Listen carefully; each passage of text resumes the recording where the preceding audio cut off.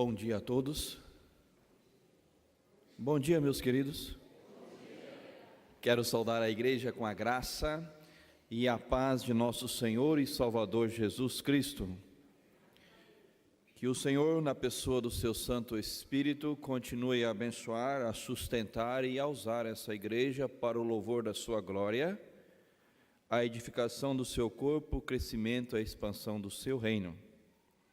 Queremos agradecer ao reverendo Ademir, que nos fez esse convite para estarmos com a igreja nesta manhã. Ontem à noite ele me ligou, talvez ele disse que chegaria um pouco atrasado aqui pela manhã, devido a alguns outros compromissos que ele tem, mas queremos então deixar a nossa gratidão na pessoa do presbítero Cleverson, presbítero Paulo, que estão aqui à frente, ao conselho da igreja, que anuiu ao reverendo Ademir nesse convite, e aqui estamos com os irmãos para compartilharmos a palavra do Senhor, lê-la, nela meditarmos e pelo Santo Espírito sermos edificados na palavra do Senhor.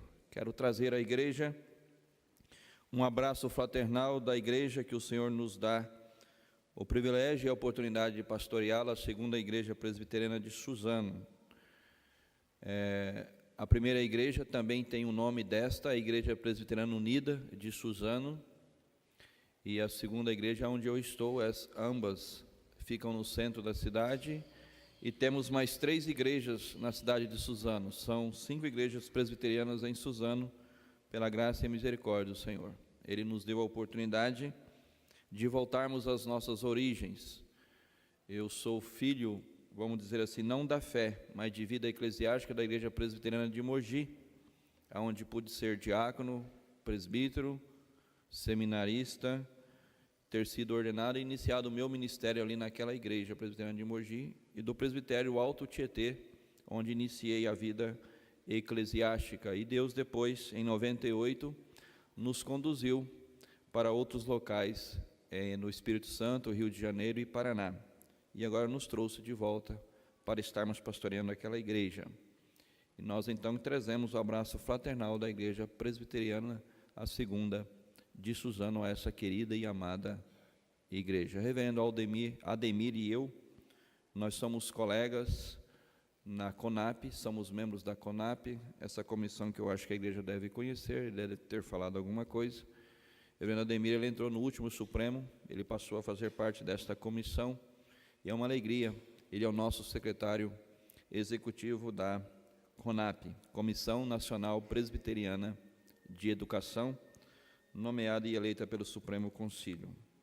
Quero convidar a igreja, sem delongas, que abra as Escrituras, no livro de Atos dos Apóstolos, capítulo 16. Convido a igreja que se coloque em pé, para que reverentemente façamos responsiva e alternadamente a leitura deste texto da palavra do Senhor. Atos dos Apóstolos, capítulo 16.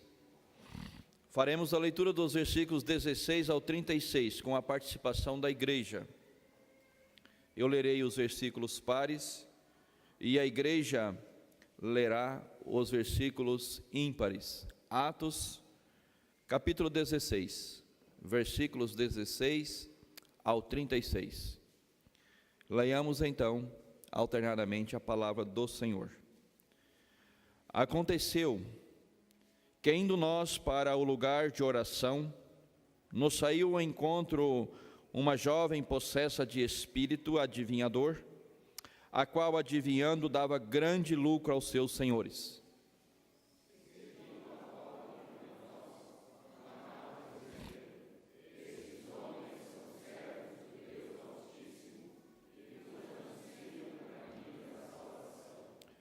Isto se repetia por muitos dias. Então Paulo, indignado, voltando-se, disse ao Espírito: em nome de Jesus Cristo eu te mando, retira-te dela. E ele, na mesma hora, saiu.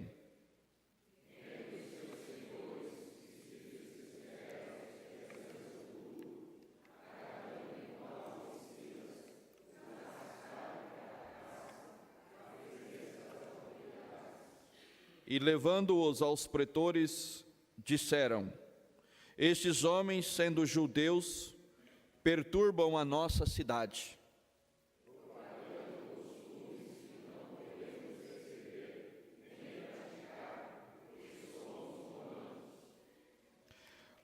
Levantou-se a multidão, unida contra eles, e os pretores, rasgando-lhes as vestes, mandaram açoitá-los com varas.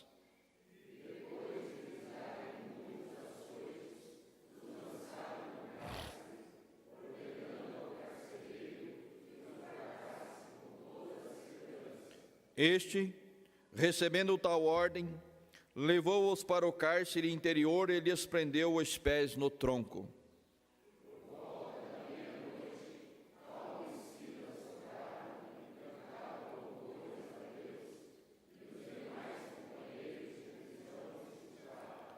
De repente sobreveio tamanho terremoto que sacudiu os alicerces da prisão.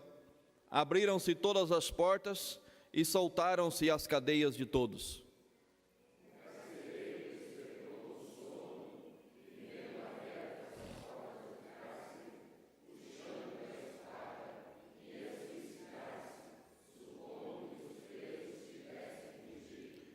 Mas Paulo bradou em alta voz: não te faças nenhum mal, que todos estamos aqui.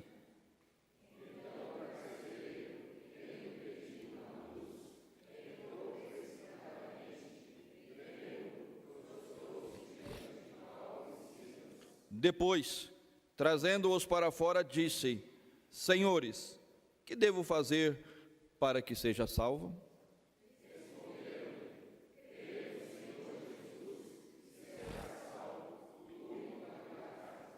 E lhe pregaram a palavra de Deus e a todos os de sua casa.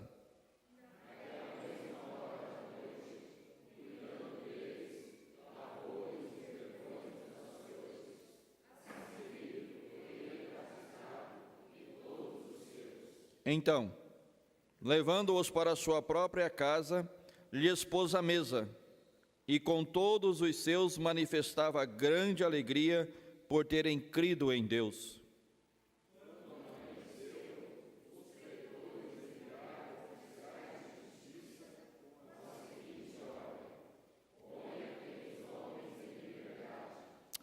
Então o carcereiro comunicou a Paulo estas palavras: os pretores ordenaram que fossem expostos em liberdade.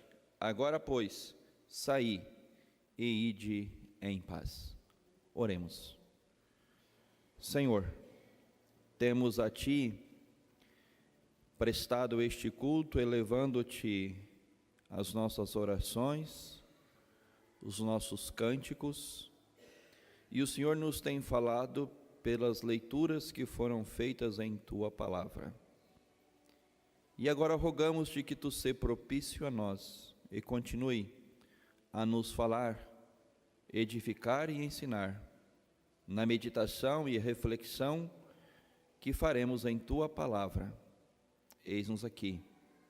Abra o entendimento, dê a iluminação e o discernimento do Teu Santo Espírito a cada coração aqui presente, e o mesmo Espírito aplique-a em cada vida, e assim incomode para que cada um a viva, a testemunhe e a proclame aonde quer que esteja. Assim, ó Pai, em Tuas mãos, ao Teu dispor, nos colocamos e nos entregamos e o fazemos, em nome de Jesus, o Teu Filho amado, nosso Senhor e Salvador. Amém. Assentai-vos.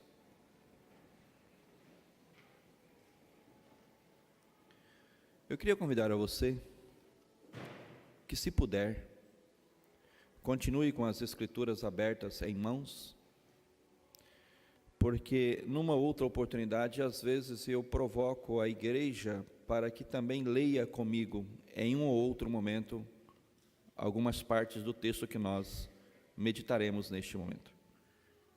E quero convidá-los para que nós já iniciemos assim, lendo novamente, em uníssono, o versículo de número 34. Na sua primeira parte, diz o seguinte, e na segunda, leremos todos juntos. Então, levando-os para a sua própria casa, lhes pôs a mesa. Leiamos juntos. E, com todos os seus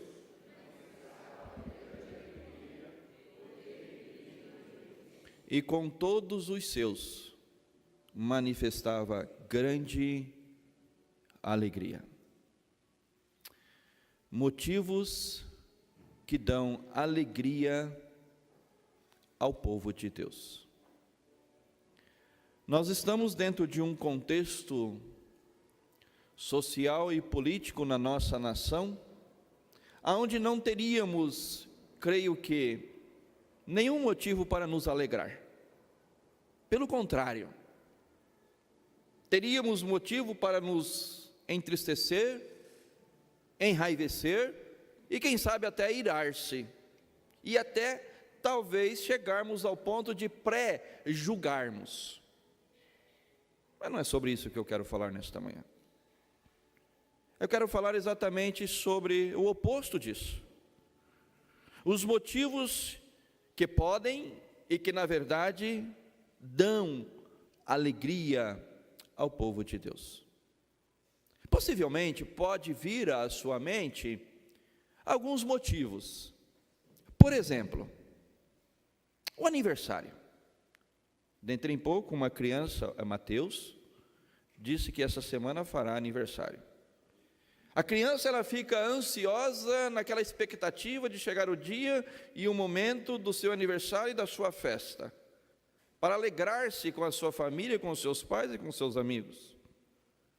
Nós adultos, às vezes acanhadamente, não agimos muito diferente do que as crianças, mas guardamos isso dentro de nós. Ansiosamente também aguardamos aquele momento em que nos alegraremos com os nossos queridos. Motivo de aniversário, motivo da data de aniversário de casamento, da união entre marido e mulher, motivo de ter passado, quem sabe, no vestibular e ingressar na universidade, motivo de uma promoção no trabalho, onde você poderá receber um pouco mais e dar, quem sabe, um melhor conforto à sua família. Todos esses motivos trazem certamente alegria e são motivos que movem o nosso interior e que alegram o nosso coração. Mas esses motivos, eles são todos passageiros. Inclusive o motivo do nascimento de um filho ou de uma filha. Conforme disse o presbítero Carlos Cleverson, essa semana Deus me deu a graça de passar pela experiência, a primeira, de ser avô. Tenho um casal de filhos e a minha filha deu à luz na quarta-feira a Sara. É um motivo de alegria, e como não é? Mas existe também outros motivos que dão tristeza, e esses eu não vou mencionar. Mas observe que todos esses motivos até então elencados são todos eles passageiros. Inclusive do nascimento de uma criança.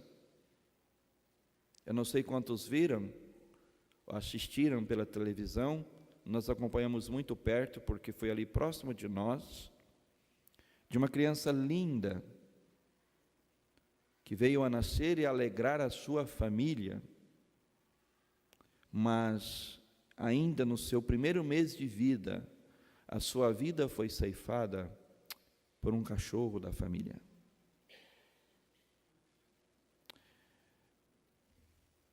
Algum tempo atrás, trouxe grande alegria.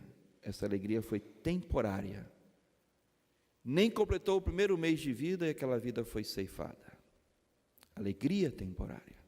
Texto que nós lemos fala-nos de motivos e apresenta-nos motivos de alegria que não são temporários, são motivos perenes, são motivos que não somente nos acompanham diariamente, como também eles nos acompanharão na eternidade.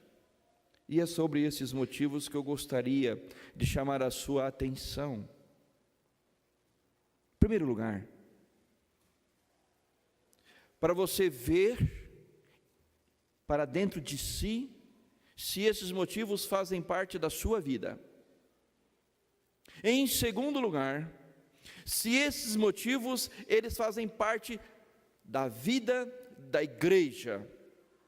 E em terceiro e último lugar, para saber se esses motivos, eles ultrapassam as paredes deste templo.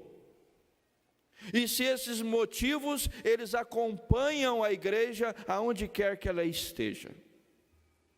O contexto do texto que nós lemos, ele é muito rico e precioso. O apóstolo Paulo, no seu chamado e no exercício do seu ministério, ele é desafiado pelo Senhor. Se os irmãos observarem o início deste capítulo de número 10, no capítulo 15, os irmãos verão a reunião do concílio de Jerusalém.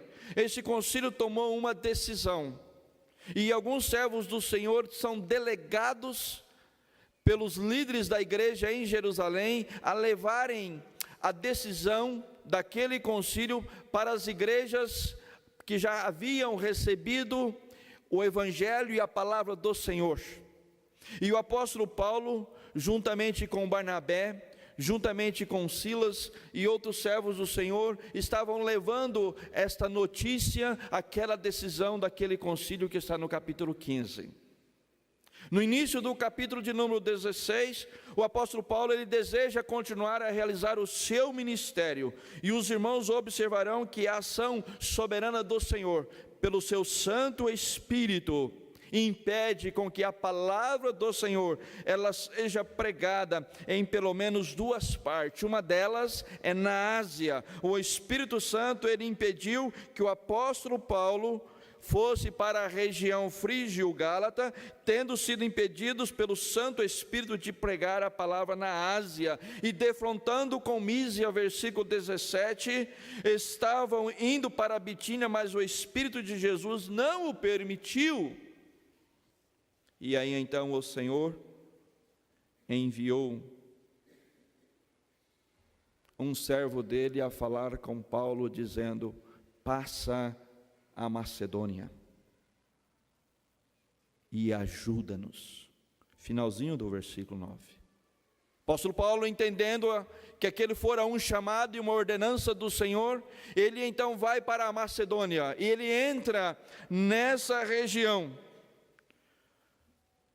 em Filipos. E ali na cidade de Filipos, então, nós temos a pregação da palavra do Senhor a um grupo de mulheres, onde o apóstolo Paulo havia ido orar à beira de um riacho.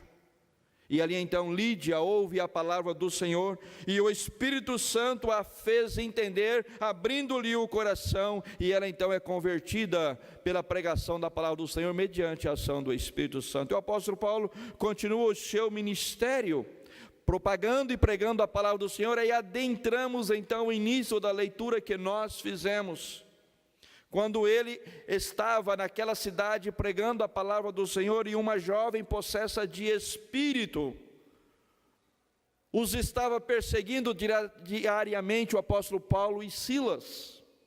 E esta jovem então, e este espírito imundo, é uma das poucas vezes, penso eu, que o espírito maligno falou a verdade, porque normalmente é próprio dos seguidores de Satanás, os hostes espirituais do mal, falarem a mentira.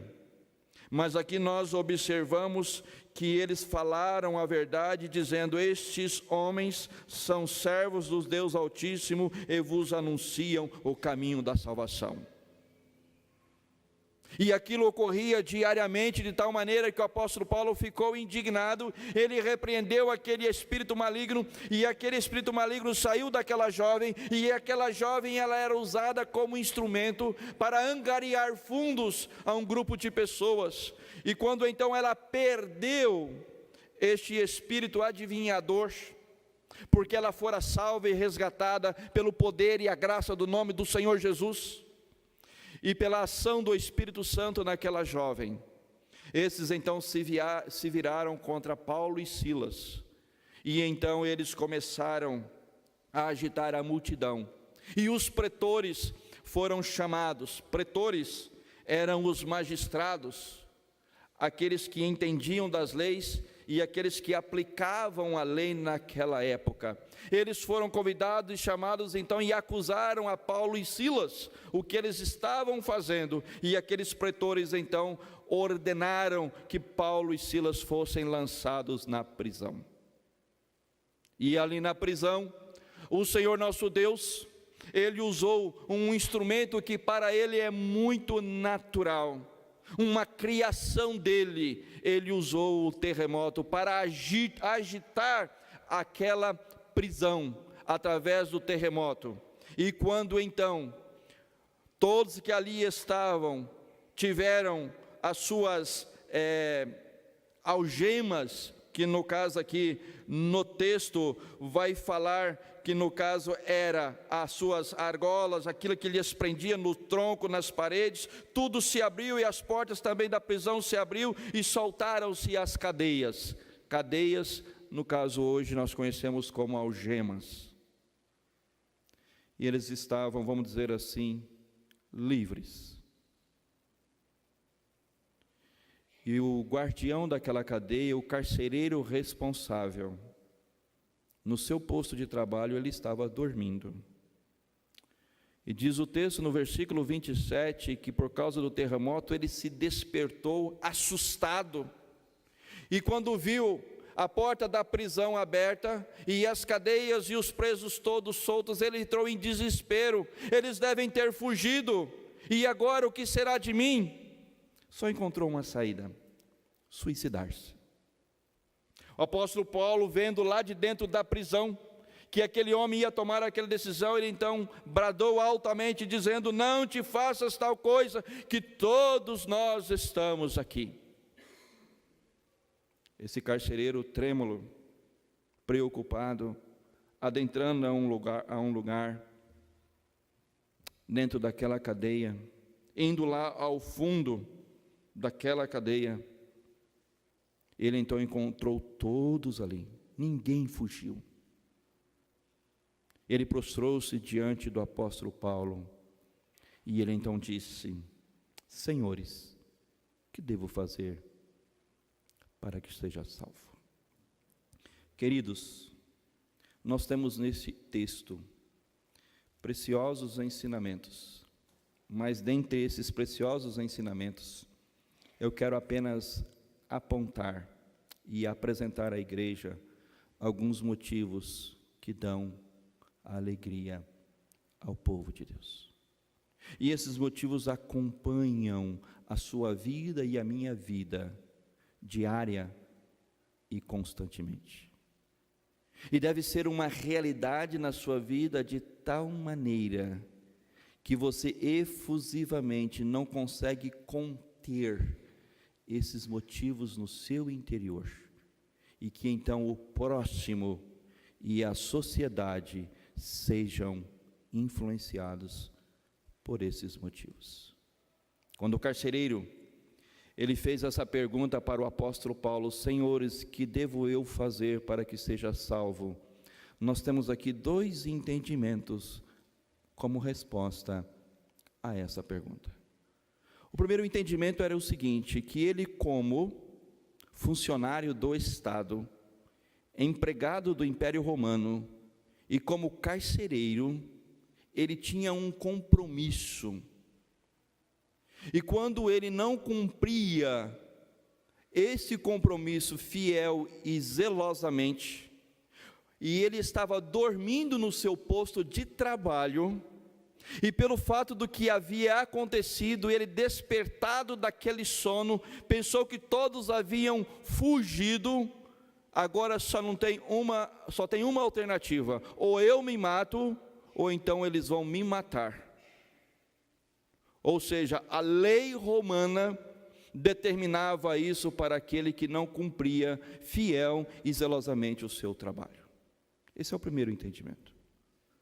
O segundo entendimento que nós temos, é claro agora, é no sentido espiritual, porque o apóstolo Paulo e Silas, mesmo presos nos seus grilhões, mesmo no interior daquela cela, daquela prisão, eles louvavam, cantavam ao Senhor, pregavam e anunciavam a palavra do Senhor. E provavelmente aquele carcereiro foi alcançado por essa mensagem cantada, pela mensagem proclamada por esses servos do Senhor, e o Espírito Santo já estava agindo naquele coração, e agora o próprio Espírito então leva o carcereiro a fazer essa pergunta: senhores, que devo eu fazer então para que seja salvo? Como resposta a essa pergunta, amados, é que nós podemos então ver neste texto alguns motivos que dão alegria ao povo de Deus. Porque na parte B do versículo 34, que nós já lemos em destaque, registra: e com todos os seus manifestava o que a igreja? Nossa, foi só os presbíteros aqui na frente? E com todos os seus o que a igreja manifestava? Vejam, amados, não é somente alegria, mas efusivamente uma grande alegria, uma alegria que emana do interior, uma alegria que não é produzida por algo exterior, uma alegria que vem de dentro.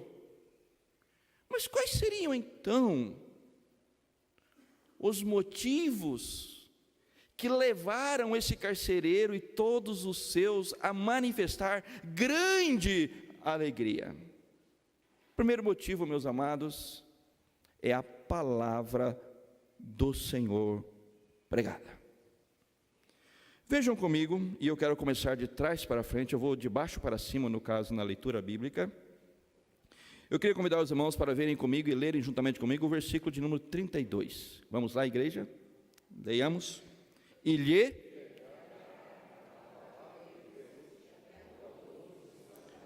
lhe pregaram a palavra de Deus.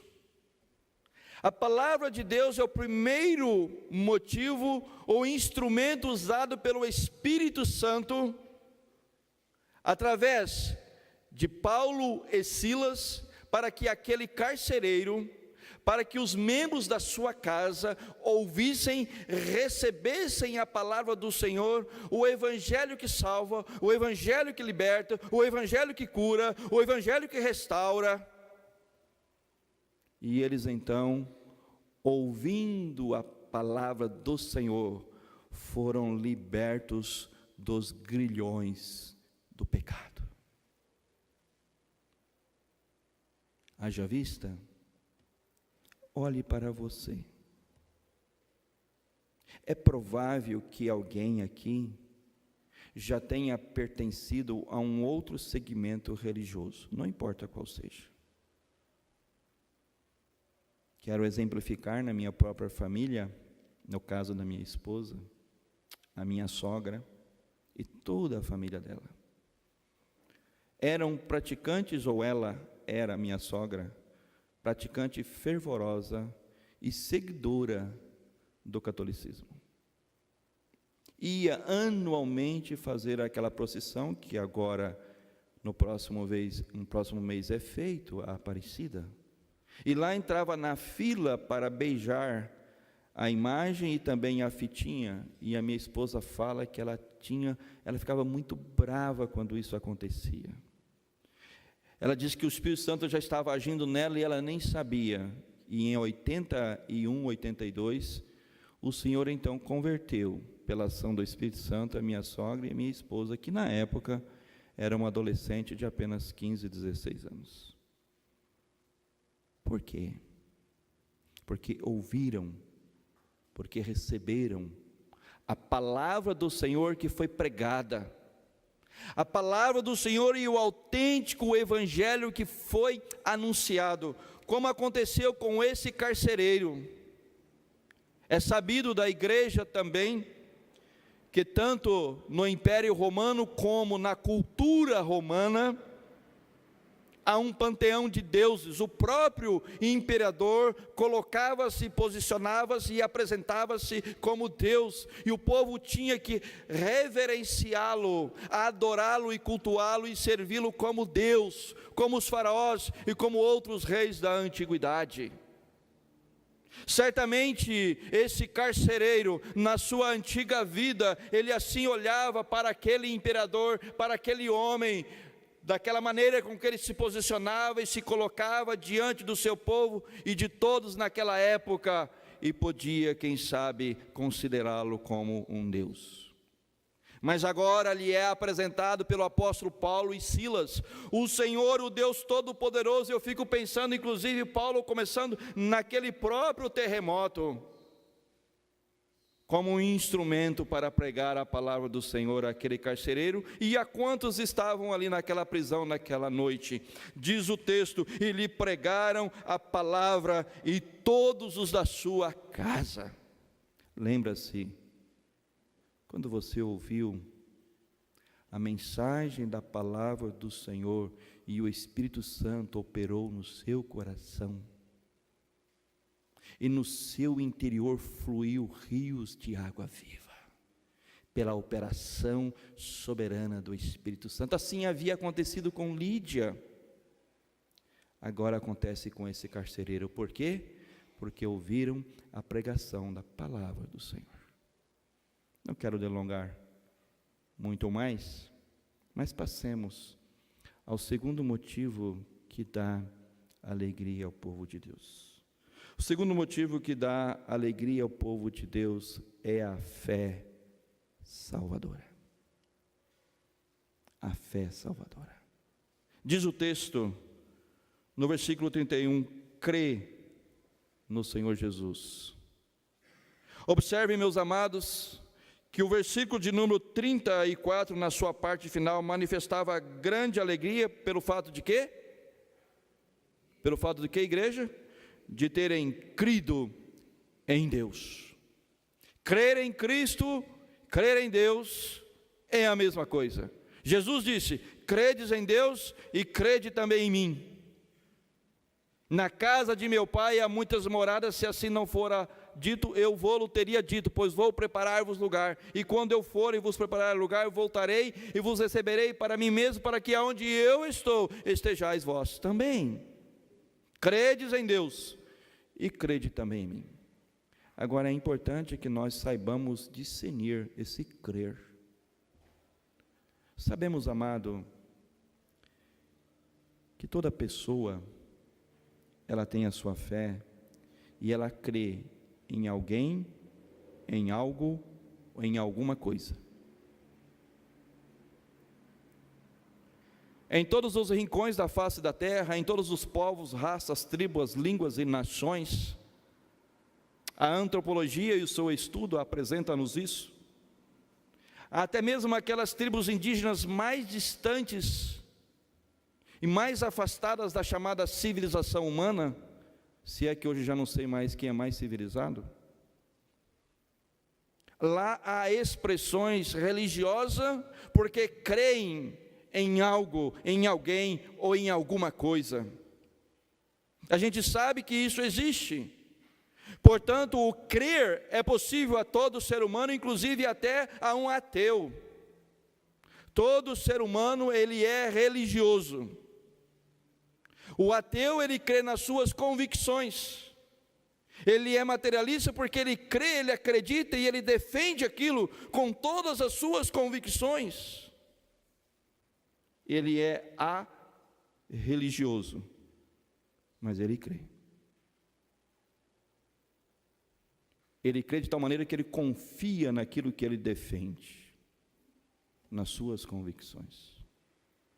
Mas agora, a fé salvadora, para crer, confessar a Cristo Jesus como Senhor e Salvador de sua vida, somente o Espírito Santo é quem pode conceder ao eleito, quando ele é salvo, regenerado pelo próprio Espírito Santo, que é enviado pelo Pai, que opera no coração, conforme aconteceu com Lídia. Veja comigo aí, nesse mesmo capítulo, versículo 14.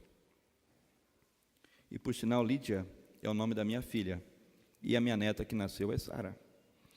Diz assim o versículo 14 do texto que nós temos aí, capítulo 16. Certa mulher, chamada Lídia, da cidade de Tiatira, vendedora de púrpura, temente a Deus, nos escutava. O Senhor, o que, igreja? Leamos todos juntos? O Senhor...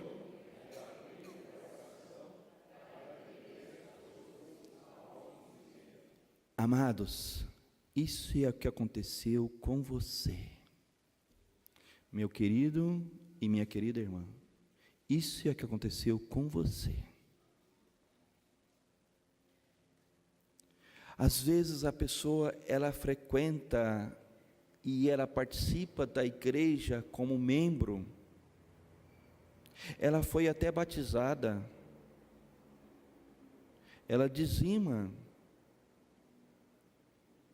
ela lê a Bíblia, mas pode ser que ainda não foi salva.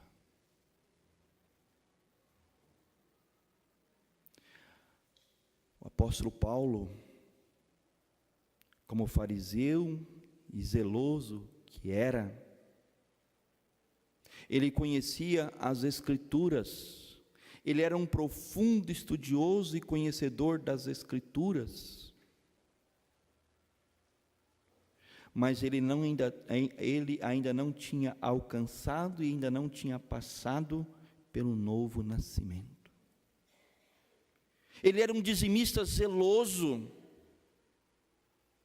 ele era aquele que participava e frequentava de todas as reuniões das sinagogas, ele era um líder, ele se gabava de ser fariseu, mas ele ainda não conhecia o seu Senhor e o seu Salvador, que ele passou a conhecer após aquele momento em que o seu Senhor e o seu Salvador foi ao seu encontro no caminho de Damasco. Quem és tu? Disse Saulo, eu sou o Senhor a quem tu persegues.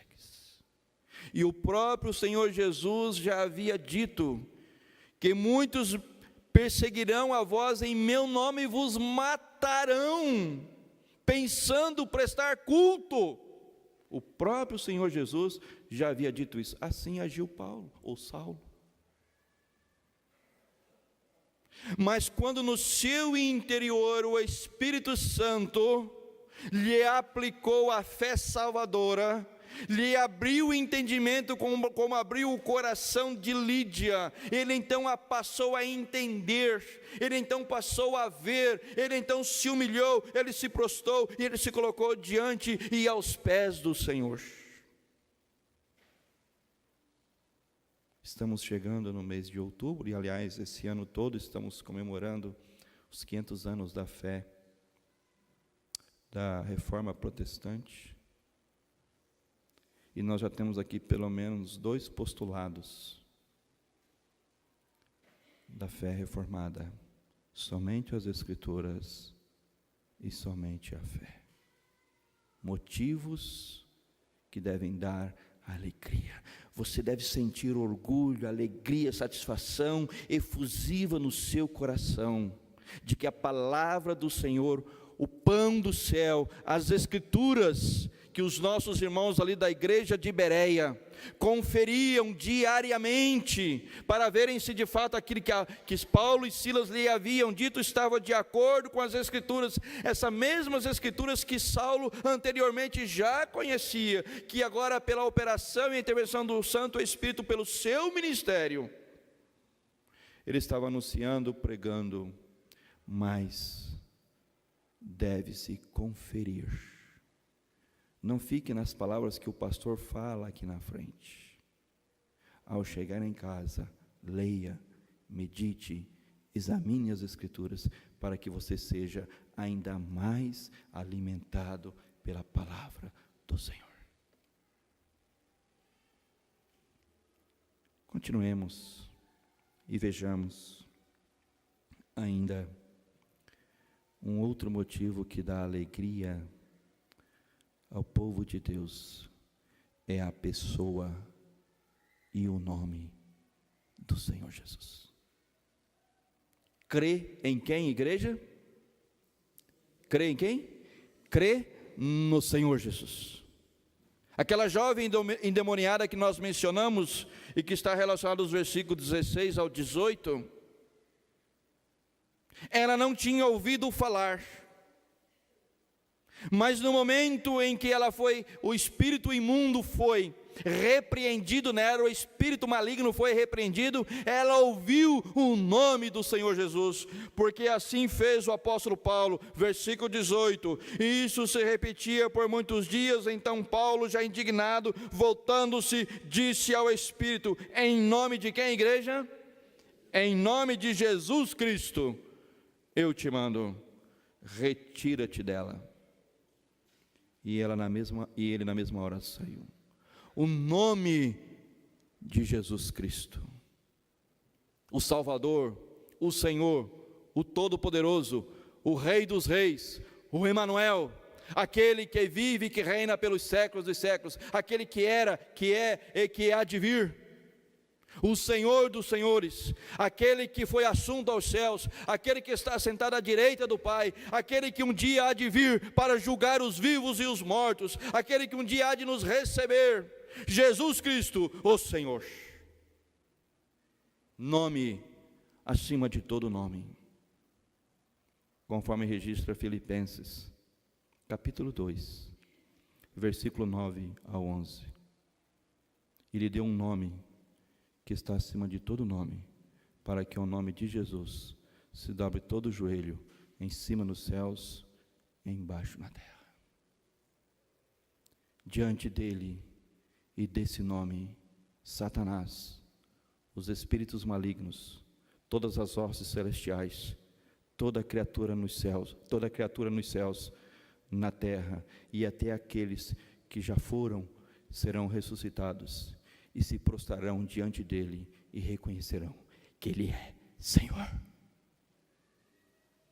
Porventura, o nome de Jesus traz alegria ao seu coração, alegria efusiva, alegria não contida, alegria de tal maneira que o próximo olhe para você e veja: o que aconteceu com você? Segunda-feira, você chega no seu trabalho, alegre, radiante, o que aconteceu com você?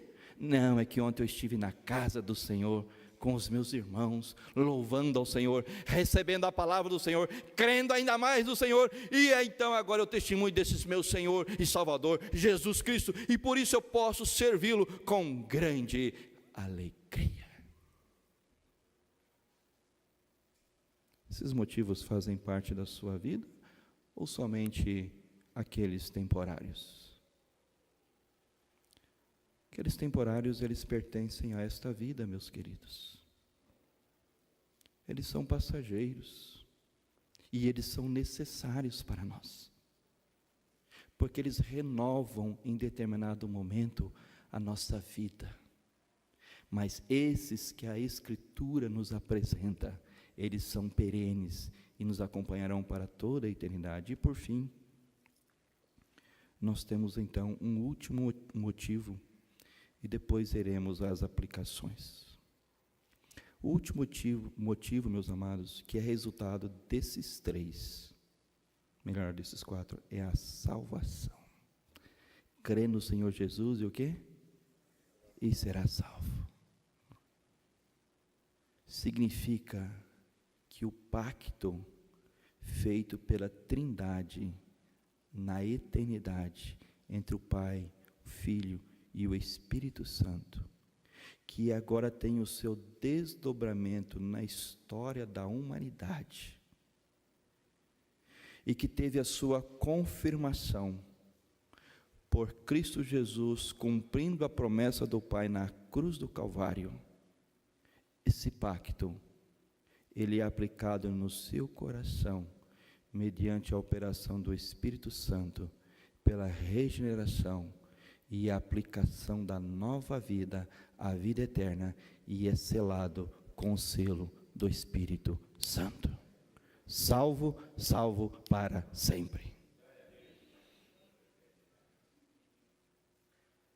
Você tem esse motivo no seu coração, da convicção real e autêntica que a salvação em Cristo Jesus é algo que acontece na sua vida, de tal maneira que os seus da sua casa, eles são alcançados de tal maneira que os seus vizinhos, de tal maneira que os seus colegas de trabalho, de tal maneira que os seus colegas na escola, de tal maneira que o seu bairro, de tal maneira que a sociedade, ela é impactada, ela é influenciada, ela é incomodada pela sua nova vida em Cristo Jesus por causa da salvação. Eis aí esse outro motivo de alegria do povo de Deus. Por isso nós podemos, amados, nos alegrar na presença do Senhor. Quero voltar à pergunta inicial. Esses motivos fazem parte da sua vida?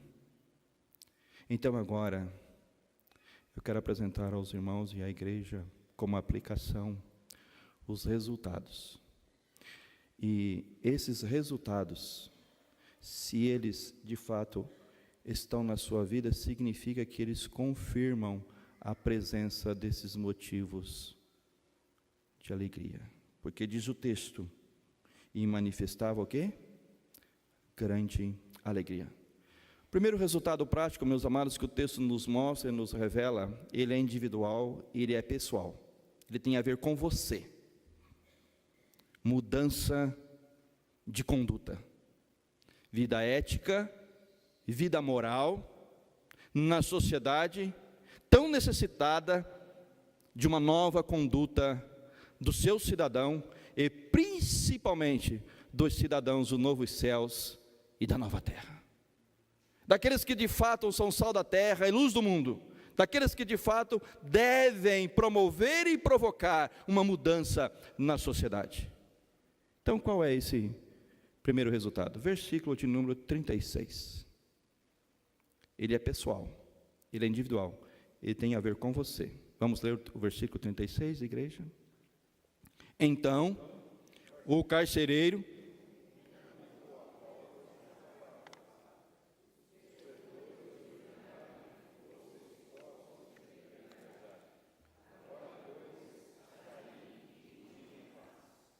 eu deixei a igreja ler porque eu estava tomando água. Mas olhem só, amados, mudança de conduta, mudança de vida se refletindo imediatamente. Mas como assim? Onde está isso aqui? É simples. Vejam só, Paulo e Silas estavam na prisão. Aconteceu o que aconteceu. Paulo e Silas pregaram o evangelho ao carcereiro e à sua família. Esse carcereiro, antes, ele era uma pessoa irreverente na sua maneira de viver. Ele não se importava com a sua conduta, com a sua ética, com a sua moral, com o seu relacionamento com o próximo. No seu trabalho, ele era desleixado. Olha para você no seu trabalho, como que você trabalha? Será que você não é como esse carcereiro? Talvez você não dorme, mas talvez você faz outras coisas que não são éticas no seu trabalho. Mas após a conversão, ele mudou completamente de atitude. Por quê, reverendo? Por que isso, pastor? É simples, irmãos. Os irmãos vão ver aqui, nós lemos o texto, não vou repetir, mas que depois que o apóstolo Paulo pregou o evangelho a eles, ele levou Paulo e Silas para casa. Levou Paulo e Silas para a casa deles, e lá ele tratou deles, alimentou eles. Irmãos, aqui entre nós agora, você e eu faríamos a mesma coisa? Você pegaria o seu pastor que pregou a palavra para você, pastor, agora é o seguinte, olha, tudo bem, agora você vai ter que voltar para a prisão, tá? Mudança de conduta, irmãos. Por que isso? Porque vejam só, o versículo 36, o carcereiro vai falar com Paulo, dizendo, olha, os pretores ordenaram que fossem expostos em liberdade. Agora a frase final, qual é a igreja? Leiamos todos juntos. Agora, pois, saí. Por quê? Peraí, eles não estavam na casa do pretor mais, ou do carcereiro, eles não estavam mais na casa do carcereiro. Eles voltaram para a prisão, eles voltaram a ser encarcerados. Por que o carcereiro tomou essa atitude? porque agora ele era uma nova vida em Cristo Jesus. As coisas velhas ficaram para trás, agora não vou mais dormir no emprego. Agora eu quero agir com ética, e ética cristã, ética bíblica, como nova criatura em Cristo Jesus. O segundo resultado prático tem a ver com a sua família. Agora a sua família, ela é atingida. Você foi atingido, agora é a sua família. Vejam comigo aí, amados, o que é que registra como ensinamento para nós o versículos 33 e o 34 na sua parte A. Naquela mesma hora da noite, cuidando deles, lavou-lhes os vergões dos açoites. E a parte A do versículo 34. Então o quê? Levando-os para a sua própria casa, lhes pôs à mesa. A família participa daquilo que agora o Senhor, pelo Espírito Santo, havia feito, não somente na vida do carcereiro, mas também com todos os seus. Agora a família, ela tem um novo agir, um novo modo de viver. Ela não só é empática com o próximo, como também ela auxilia o próximo, ela socorre o próximo, ela ampara o próximo. No caso aqui, Paulo e Silas lhes dão a assistência inicial médica e depois lhes dão o pão. Mas como nós vemos que o primeiro resultado prático tem a ver com a conduta, tinha levado para casa, voltaram para a prisão. O terceiro resultado prático, irmãos, atinge a igreja toda. Que bênção! Começou na sua vida pessoal, na sua família e agora toda a igreja. Sabem por quê? Vejam a parte final do versículo 33, que eu pulei essa frase. Vamos ler todos juntos? E a seguir, foi ele batizado e todos os seus. Eu estava lendo no boletim, não sei se você tem costume de fazer isso, mas de vez em quando é bom, viu, irmãos? Eu estava dando uma olhada aqui no boletim, eu vi aqui, olha, batismo infantil. Não vou ler, mas os irmãos sabem o que aconteceu domingo passado aqui. Houve batismo na igreja, a recepção de novos membros. O que eu quero dizer é que a igreja, ela é atingida. Pelo fato de você ter recebido a palavra do Senhor, pelo fato de você ter recebido a fé salvadora, pelo fato da pessoa de Cristo Jesus agora ser o centro da sua vida, e pelo fato de que a salvação agora é uma realidade na sua vida, o seu agir, você será uma nova pessoa na sociedade, a sua família é influenciada, e a igreja e o reino de Deus também o será. A pergunta que eu faço como desafio é: porventura, essa igreja tem esses motivos de alegria no seu coração? Esses resultados práticos fazem parte da sua vida de fato? Essa igreja tem sido beneficiada por eles? Vamos orar ao Senhor. Eu quero convidar a igreja a se colocar em pé. E depois nós entoaremos o hino 304, a voz do Evangelho. O Evangelho que na pessoa de Cristo Jesus veio a este mundo. O Evangelho que tem sido pregado e testemunhado a todos os povos. O Evangelho que você e eu devemos continuar a viver. Vamos orar ao Senhor, vamos entoar este hino, depois receberemos a bênção e entoaremos o tríplice amém. Oremos. Ó Pai, somos-te imensamente gratos, porque a Tua palavra ela é viva, ela é santa e ela é eficaz. Ela é mais penetrante do que uma espada de 2 gumes, porque ela penetra o impenetrável, e ela divide o indivisível, pela operação e a intercessão do Teu Santo Espírito. Querido Deus, rogamos-te que Tu continues a assistir, a operar e a agir nesta igreja e por meio desta igreja, para o teu louvor, honra e glória.